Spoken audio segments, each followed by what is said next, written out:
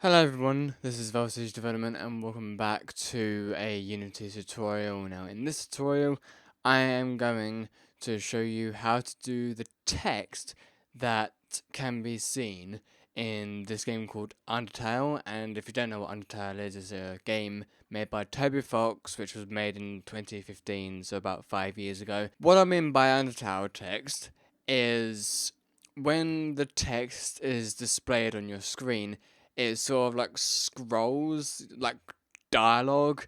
You've got imagine the word paused, but when the actual text is being displayed, the characters, the actual letters, are being sort of animated in a way. So to do that, what we're gonna do first is we're actually going to um let's actually just make that invisible for now. And we're gonna make a brand new canvas just for this video. And we're just gonna have it called canvas for now. But inside of this canvas, we are going to have a text, just a simple text. And let's just edit it and give it the color of white. And then align it, because that looks alright. And actually, let's make it bigger. So let's just make it maybe 25. Yeah, that's good. And also let's make this wide as well, so that everything can fit in. And let's just put down here, why not? So we've got our brand new text, and what we're gonna do first is we're gonna make a script, and let's call this display text. It's just something like that. So now that we have our display text script created, let's create a new object, and let's just call this UI manager or whatever, and put this script onto there, and let's open it up in, or should we? Actually, you know what? Let's just completely get rid of that, sorry. Let's stick to the canvas, and let's put our, where is it? Display text on there, and open up in Visual Studio. So now we can get rid of these comments as per usual, and because the actual displaying the text and scrolling the text is going to be a bit complicated to remember, I've got this sort of scripts that I created, and I've taken a photo of it so I can remember it. So the first thing that we're going to need is a public text. I forgot. We need to actually get rid of that for now. Before we do anything, let's just create another using, and let's do using Unity engine.ui. And now we can finally do public text. What?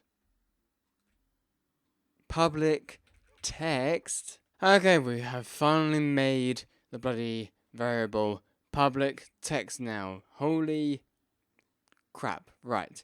Anyway, we're going to call this text display text. Finally, I have done that. I had to exit Visual Studio and then restart it because, like, for some reason it didn't properly load in everything, which is annoying. But now it's fixed, hopefully, so now we can continue with the tutorial.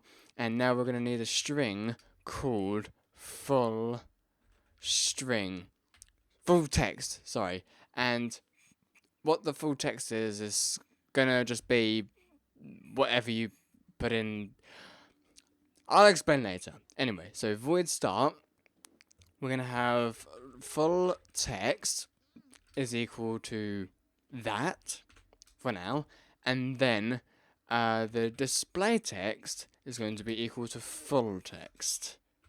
Now, of course, we can't actually implicitly convert the type string to Unity text, whatever. So the only thing that we need to do here is, because we are getting the text variable from display text, we need to actually access that text variable by just simply do dot and then text. And there we go. The squiggly line is gone. And now in the update, we need actually, let's not worry about the update for now. Let's make a public void.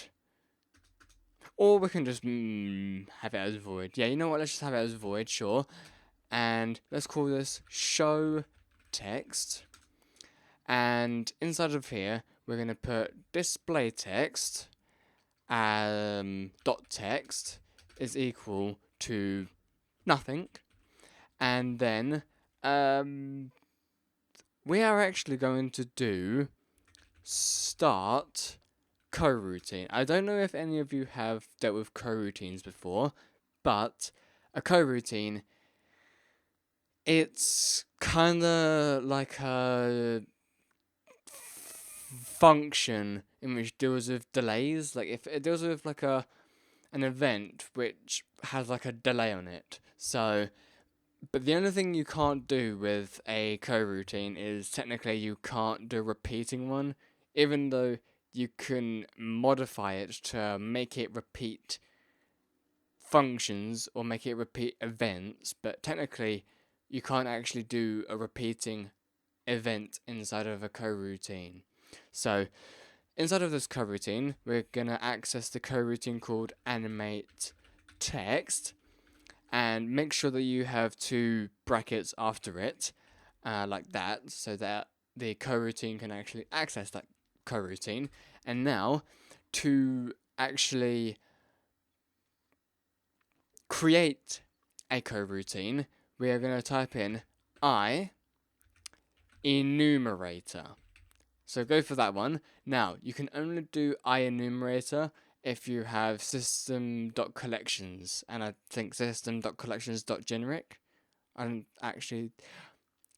think you need that one in order to do the coroutine one, because if you don't have it, then it won't show up. So now that we have that, let's call this animate text. Now, the reason why it's a squiggly line is because it's not a normal function, and we need to actually have like a return value thing in order for a squiggly line to disappear. So inside of this coroutine, we are actually going to do this. So for each CHAR letter in full text, and then open close bracket, we're going to do display text plus equals letter. And now underneath here, we're going to do yield. No, that's not how you spell yield. Yield return new, and then wait for seconds. Let's just do it as 0.1f for now, and then close that off. So, of course, this should not be happening. Sorry guys, I completely forgot that we can't actually plus equals the letter to our display text. We need to access the text inside of the display text. So I keep on forgetting that. So now the plus equals actually works. Make sure that when we're using the public text variable, that we actually access the text inside of the text variable. Because if you don't actually access the text, it will not update the text, and it will obviously give you an error as it just showed. So now, what we need to do, I think that's going to be it for now. Actually, for now, let's just put the full text equal to, I have no idea what to do right now. So put it as that, and let's just do inside of the update, let's do if input dot get key down, and then key code dot, let's just do q, why not? We're gonna do show text, and I think that's it for now. I think so, yes. So let's just save it, go back to the editor. And now in our display text script, we have our display text, and obviously it says none at the moment. So let's just drag our text over into display text, and now we have it. So hopefully this works. So once we get into the game, we press Q, and then it should start doing the animating thing. So wait, okay, so Q. There you go. So it's now displaying on the screen. There you go. That's technically how you do it. Thank you so much. I would actually end off the video right now, but that's technically how you do it. Like, I'm gonna explain right now because you guys are probably confused. If you're not, then fair enough. But if you are, I'll explain. So, we have created our text variable, which is the display text. So, of course, this, and we created a string full text, which is it. If any of you watched my UnderTale text in Click Team Fusion, the full text is technically the sort of temporary text that I created, and whatever is inside of that temporary text, it gets transferred into the display text, but then the display text just animates the text onto the screen. So the full text is literally just like an temporary text where you can just slot your sentences inside, and then the display text just animates them. So when the game starts, the full text will be invisible so that you can't see it on the screen, and then the display text dot text, always remember you have to access the text part of your display text, and the text will equal to your full text, which is going to be nothing, invisible. So then if we press on Q, it'll go to the show text method function, and then the full text will be having this string, so it now has that inside of the string, and the display text will still have this, but when we go inside of the coroutine down here, what this part is, it's going to be a bit difficult to explain, but I'm going to try. So, for each char letter in full text, what that is it's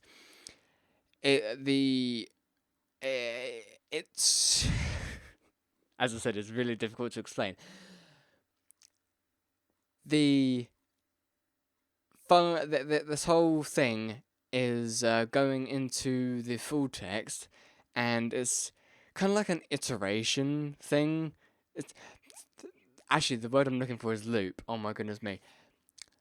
This event is looping every single letter inside of the full text, and what char means is just character. So for each character inside of full text, we are adding the letter to the displayed text. I mean, it's confusing. I know it's confusing, but if you just literally use this, it will basically work every single time. If you use this for loop, which is for int equals 0, stuff like that, it can work, but it's not as efficient as this is. Now, if you want to make sure that you have multiple sentences to show to the screen, then all you need to do is, let's create a new variable called int, and we're going to call this current sentence, and let's do if input is q, then we're going to do current sentence plus plus. Now, what plus plus means, because it's an int, which is an integer and a whole number, every time we press on Q, the current sentence integer will +1 each time. So if you want, I mean, you could easily just do plus equals 1, and that will do the same thing, but we can just do plus plus to just +1 each time. So now, inside of show text, you could easily just do if current sentence is equal to 1, and then, I don't know, put this sentence inside of there, and then do if current sentence is equal to 2, and do another full text. You could do that, or you could do it like this. You could use a switch instead. Now, you have probably never used switches unless you've been doing programming for a long time, in which case you probably have done switches, but if you haven't, it's another way of doing it's another way of doing if statements, but it's more informative or something. So, inside of the switch, we're going to do current sentence, and now we're going to do case 1. And also down here, we're going to do case 2. And also down here, we're going to do case 3, just in case we wanted to do like these cases or whatever. So now, inside of case 1, we're going to have the full text inside of there. Now, because we're dealing with cases, we have to make sure that we do a break as well. Otherwise, the squiggly line will stay there. So now with case 2, let's put our full text as I will be the ruler of this entire world. And now with case 3, we can do I think I am going to puke right now. I don't know, just something random. Oh yeah, of course we need to actually have break on there as well. And another break. And there we go. So technically we've created an if statement, but we haven't created an if statement.